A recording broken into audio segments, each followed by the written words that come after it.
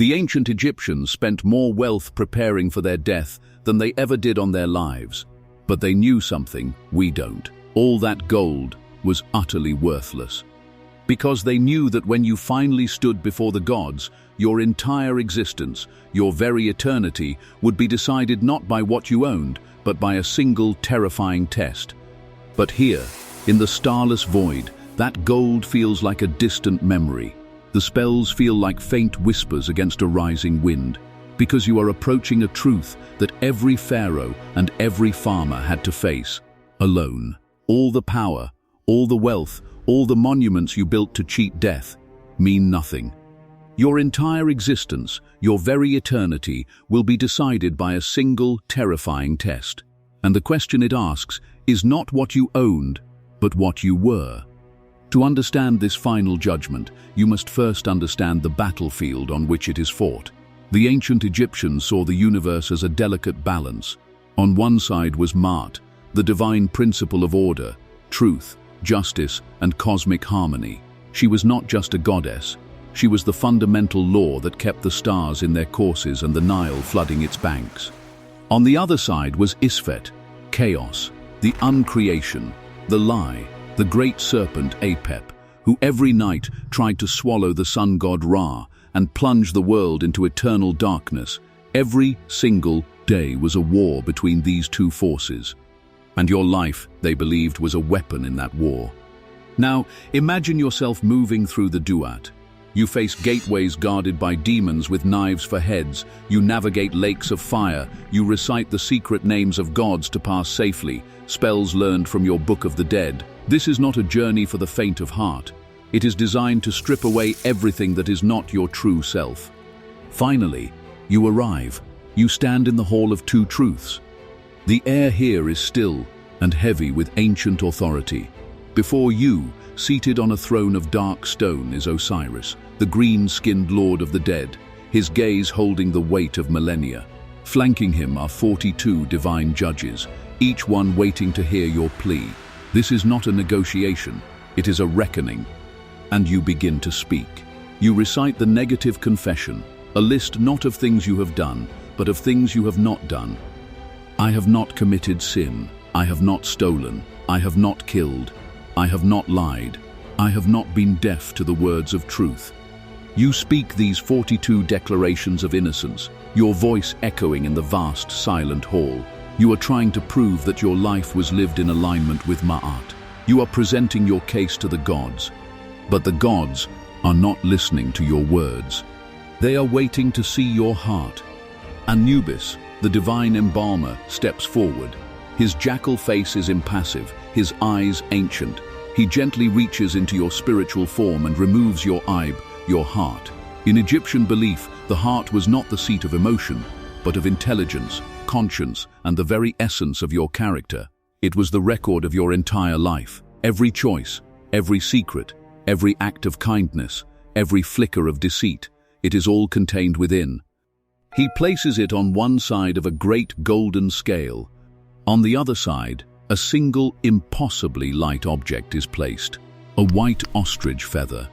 This is the feather of Maat, the symbol of ultimate truth.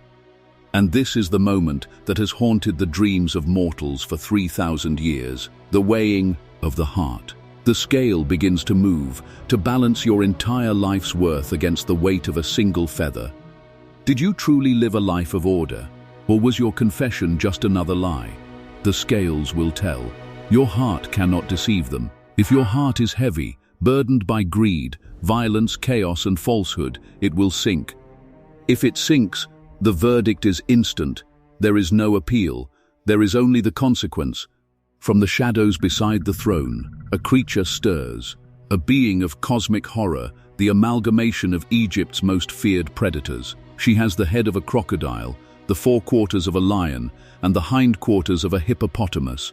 Her name is MIT, the devourer of the dead, the eater of hearts.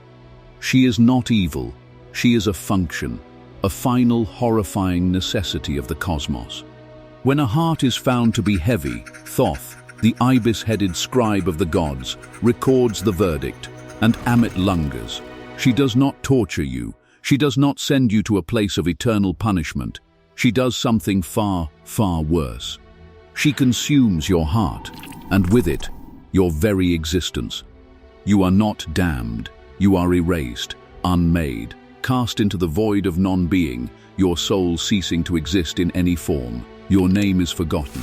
Your memory is wiped from the rolls of creation. For a civilization that spent all of its resources to be remembered forever, this was the ultimate terror.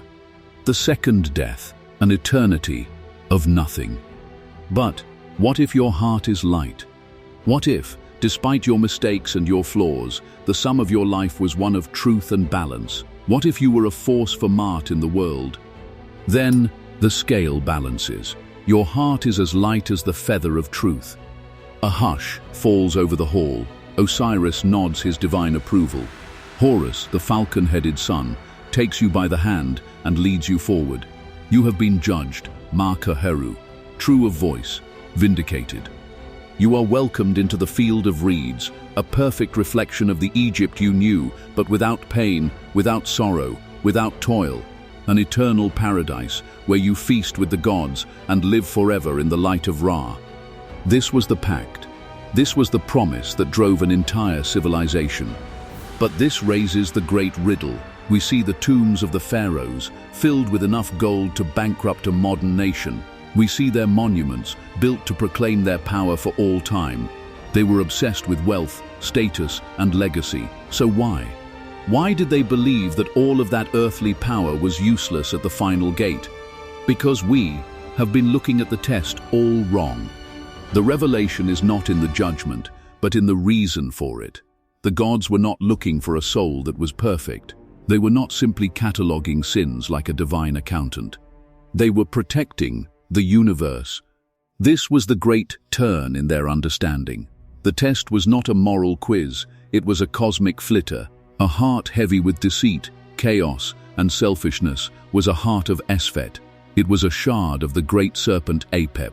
To allow such a soul into the field of reeds, the perfect afterlife, would be to invite chaos into paradise. A heavy heart would not just be punished, it would unravel the fabric of eternity. It was a cancer that had to be excised from creation. The gold in the tombs, the spells in the Book of the Dead, they were not bribes, they were not cheats, they were tools. They were focusing instruments designed to guide the soul, to remind it of the path of Mart, to help it navigate the dangers of the Duat so it could reach the hall for its final, inevitable test. You could not buy your way through the scales. You had to live your way through them. And that is the echo of this ancient belief. It is a message that rings with oracular power even now. The Egyptians understood a truth that we have perhaps forgotten. They knew that a life is not a collection of possessions or a series of accomplishments. It is a single, long answer to one fundamental question. In your time between the darkness of birth and the darkness of death, were you a force for order or an agent of chaos? Did you uphold truth or did you create lies? Did you add to the light of the world or did you feed the shadow that consumes it?